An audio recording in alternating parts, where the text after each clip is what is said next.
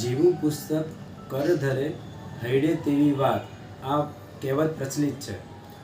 વ્યક્તિના હાથમાં જેવું પુસ્તક આવે તેવી પારિણામિક બુદ્ધિ થવાની પૂરેપૂરી સંભાવના છે.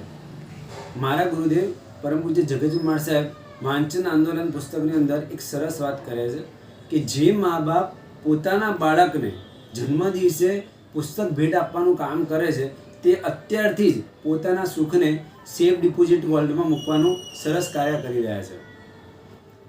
મહોપાધ્યાય યશુવિજય સાહેબ જણાવે છે કે મિથ્યા દ્રષ્ટિના હાથમાં રહેલું આગમપણ એ મિથ્યા બની જાય છે, કારણ કે તેની પાસે તો હે ઉપાધિનો વિવેક નથી.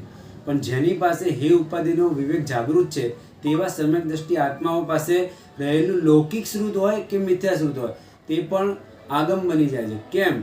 તો જેમ રાજહંસ છે ને એ દૂધ અને પાણીને છૂટું કરવાની એનામાં કળા હોય છે, એવી જ રીતે સમ્યક દ્રષ્ટિ જેનામાં હે ઉપાધિનો વિવેક છે તે જે ઉપાધિ તત્વ છે તેને ગ્રહણ કરે છે અને જે ત્યાજ્ય તત્વ છે એને છોડી દે છે.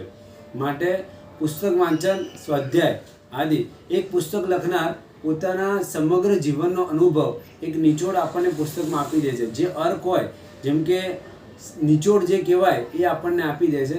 માટે આવા પુસ્તકોનું વાંચન આપણે રાખવું જોઈએ.